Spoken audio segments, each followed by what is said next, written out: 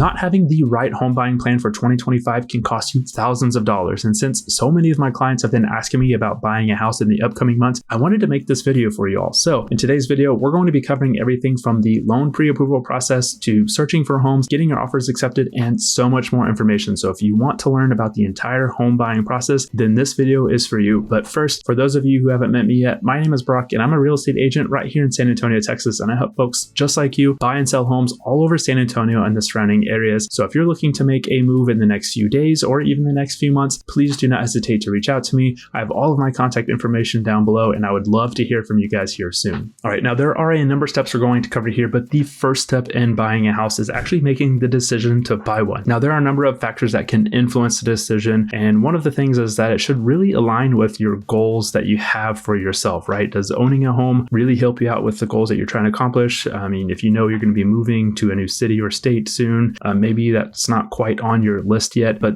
anyways, you need to make sure it aligns with your goals for the year. And you should also be considering if right now is the best time for you to be buying a house. And I mean this in a couple of ways, right? Now, if you have a bad credit score and you are working diligently to improve that, maybe you need to wait to get a better credit score there. Maybe you are looking to save a little bit more money for your down payment and closing costs. Maybe you're expecting a job promotion at work, or you're expecting another child and you need to move a little bit faster. There are a number of factors that influence your decision to purchase a house and if now is a time for you to be buying one. And I've actually got a separate video on this one specific topic. So if you are looking to take a deeper dive into this topic specifically, feel free to watch that video here on the channel. Just search for it and you will find it there. I'll also have it pinned down below for you guys. But this is the first step in buying houses, making the decision to buy. After you've made the decision to buy a house, you need to find a qualified real estate. And I say qualified because you need to have someone who fully understands the market and understands the type of house and property that you are searching for. For instance, I focus and specialize in new construction here in San Antonio. And if you ask me to help you find a piece of land in, let's say, Florida, I have no idea about the Florida market and land prices and all of that information, as it is a totally different market than what I'm capable of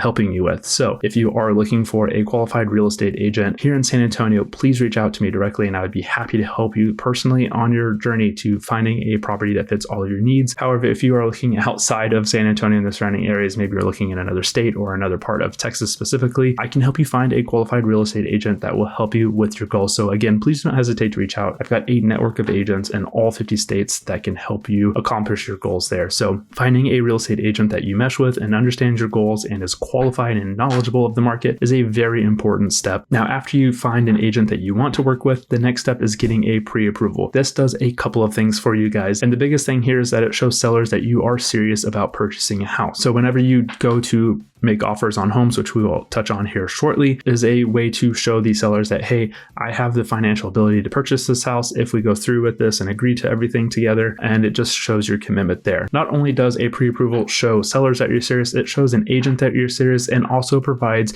a budget for you to work with. Now, everyone has all of these homes saved on Zillow and all these other third-party websites. So I know you've got this dream house that is probably $5, $10, $15 million house, but let's face it, not everyone can afford a $10 million house. So this pre-approval helps you have that budget in mind and set your expectations so you know what you can reasonably afford so that we can go shopping and find that perfect house within your budget that you can qualify for. Once we have this pre-approval in hand, it's actually time to move into the next step, which is to go out there and start house hunting. With this pre-approval, we already know the budget. We've already at this point talked about your wants and needs. And so it's time to go look at some of these houses in person and start crossing them off of your list. Not every house out there for sale on the market is going to cross off all of your needs and your wants at the same time. There is going to be some compromising. So during the house hunting phase, we are going to be eliminating houses that don't quite fit the bill for you and your needs, right? Some of these houses online look beautiful. They have really good staging, really good photos, but when you go in person, maybe the layout isn't quite right for what you need. Maybe the space doesn't feel as spacious as you need. Maybe you decide that, hey, 1,500 square feet isn't enough. Maybe that's too small. Maybe we need to up the square footage of the house and find something a little bit bigger. Or maybe you say, hey, I really need this feature in a house, whatever that feature may be. The purpose of house hunting is to really start looking at these houses, really start getting an idea of what's out there for sale, and ultimately find you that house that fits as much of the needs and wants that we can while we're out here searching for these homes. Now, once we find the perfect house, we're going to move into the next step of purchasing a home, which is actually to make an offer. Now, during this stage, you and I are going to get together and craft an offer before actually submitting it to the seller. And whether it's an existing house or a new construction house, we're going to be doing kind of the same things, although it's a little little bit different on the new construction side. Now together, we're going to be talking about some comparable sales to make sure that you're not overpaying for the house or see if we're getting a good deal already. We're also going to be talking about negotiating some repairs a little bit later on in one of the future steps here, but we're also going to see if we can get some seller concessions if it is a buyer's market. If it's a seller's market, it's going to be a little bit harder to get some of that stuff, but we can always try, of course. So we will talk about the current market conditions, see what kind of negotiations we can make. And then once we figure out the best possible terms and conditions to offer the seller at that given time, we're going to go ahead and write it up. We're going to review it together. We'll sign it, and then we'll submit it to the seller for review. Now, during this step, once an offer is submitted to a seller, we may go back and forth a little bit on some negotiations. Usually such things as closing date, seller concessions, price are the main things that are negotiated, but there's a number of different terms and conditions in an offer that can be negotiated. So something may come back during negotiations from a seller. So once all buyers and all sellers have agreed to all terms, of course, the contract will be signed. You will officially be in contract or under escrow or in escrow. There are a number of different terminologies here, but it all kind of means the same. Once you're under contract, there are a number of different deadlines and timelines that you have to be cognizant of, and we will talk about those in depth once that happens. Now, after you've gone under contract for a house, the next step in the process is to actually hire a home inspector to go through the house and give you a solid inspection report on the condition of the home. This is important because you don't want to walk into a house blind, even if it's a new construction house. See, every home, whether it's new or an existing home, is going to have some small issues in most cases. And so you really want to have a solid understanding of the condition of the home so that you can be prepared for any upcoming maintenance or big ticket items that may arise in the near future. This third-party inspection report can be scary because sometimes there are a number of things that are noted. However, once you have the inspection report back, you and I can look at it together and really start looking at things that are scary in reality or just some general home maintenance items that need to be taken care of. And once we have this home inspection report back, we can actually move into the next step of the home buying process if it's even necessary, which is to actually negotiate some repairs. Now, once we've determined the big ticket items, like maybe it needs a new roof,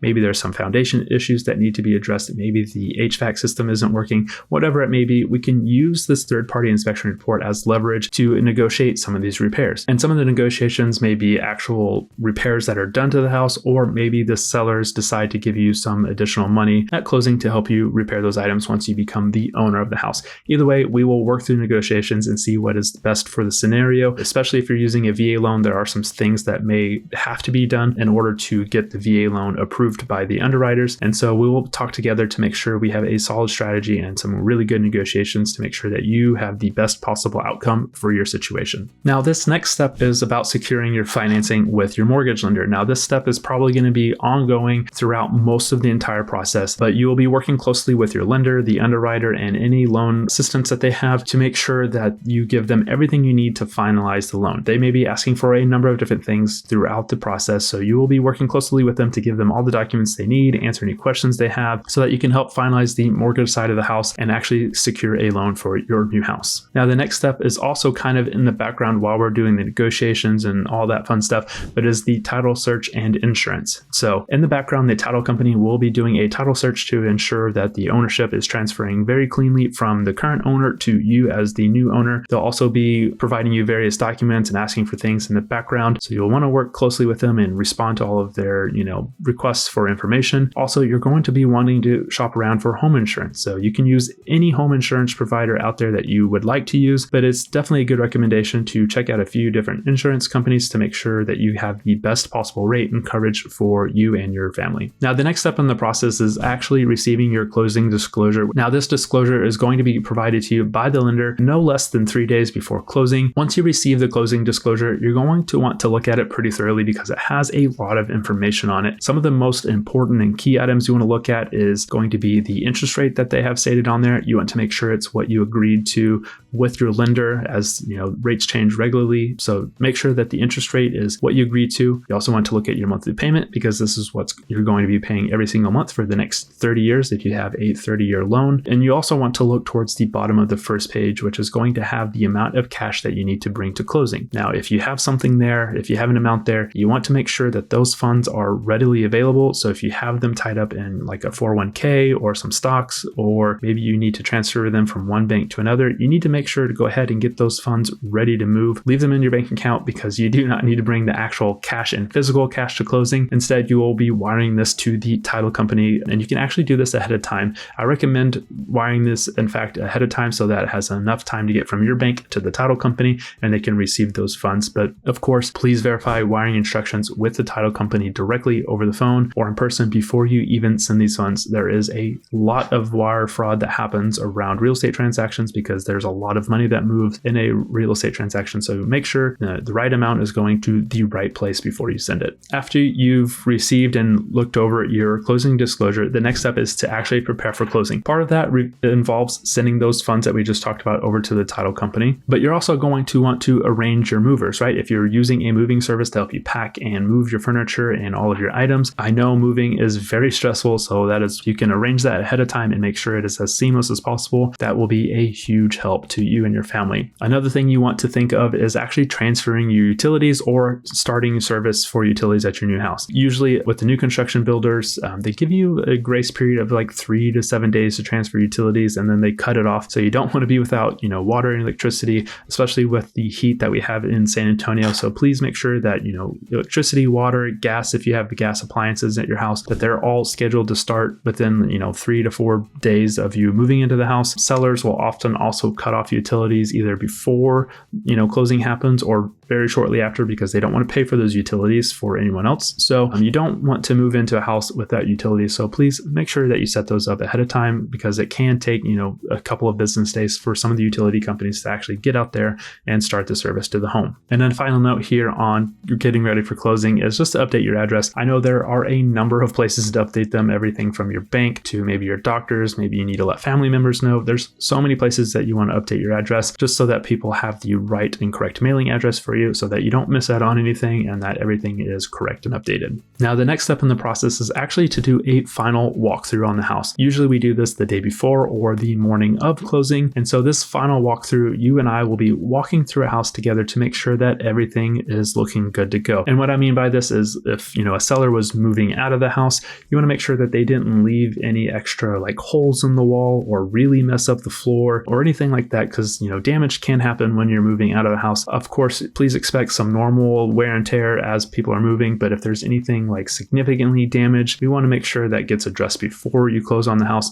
Also, if you and the seller agreed to leave a refrigerator in the kitchen and the refrigerator is not there, we need to address that as well. So we need to make sure that all negotiated items, all negotiated repairs are completed. We also want to make sure everything in the house works. So we will go flip on all the light switches, let's turn on the water, flush the toilets, make sure that everything is still in a working condition or even a better condition than when we first looked at the house. Point is here, the final walkthrough is just to make sure the condition of the house is the same or better than when we first saw the house, and make sure that they got all their junk out of it as well. Now, the second to last step in the home buying process is actually a very enjoyable, a very momentous day, and it's going to be closing day. This day is super exciting because it's the day that you get to become the owner of the property. On this day, you're going to be meeting at the title company and you're going to be signing your name quite a lot of times, as usually there's a lot of documents for you to sign. As you're signing each of the documents, the person assisting you with closing is going to be a notary public, and they're going to be, of course, verifying that you're signing everything, but they're also going to be explaining these documents along the way so that you have some understanding of the documents. Of course, you can sit here and read each one of these documents word for word, but just know that if you do that, it's going to take you several hours to read through everything because there is a lot of documents. And I'm meaning probably 1.5 inches, 2 inches thick worth of papers to go through and sign. But just having a decent understanding of these documents from the closing person will be pretty sufficient as you sign these documents. Now,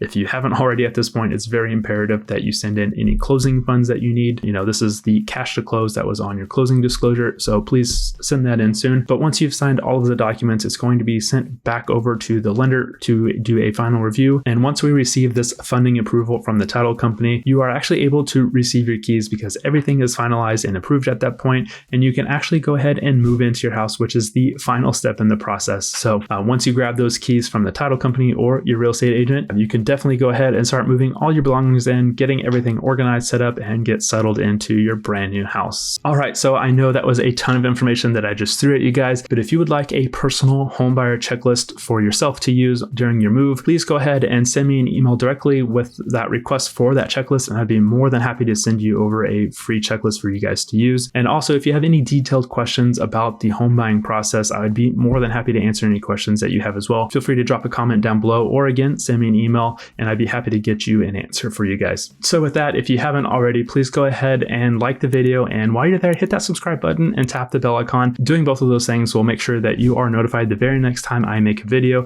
about buying a home or just sharing a home tour of a beautiful model home right here in San Antonio and the surrounding areas. So with that, thank you for your time today. I truly appreciate it, and I can't wait to talk to you guys soon. Take care.